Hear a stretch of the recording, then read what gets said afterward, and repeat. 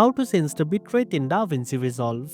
First of all, open your project and go to the Deliver page where you prepare your video for export. Here you will find all the export settings on the left side of the screen. Next, scroll down to the video section. In this section, you will see the encoding settings. Look for the option called Quality or Bitrate, depending on your version of DaVinci Resolve. By default, it is set to automatic. If you want full control, choose Restrict to from the Quality menu. This will allow you to manually set the bitrate for your video. Now, you can enter your desired bitrate value. Higher bitrates result in better video quality, but also larger file sizes, while lower bitrates reduce file size, but might affect quality. After setting the bitrate, double-check other settings like resolution and frame rate to match your project's need.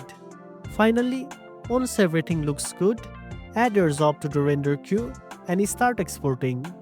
DaVinci Resolve will encode the video using the bitrate you selected. And that's it. Now you know how to change the bitrate in DaVinci Resolve. If you found this video helpful, don't forget to like, share and subscribe for more tech tips. Thanks for watching and I'll see you in the next one.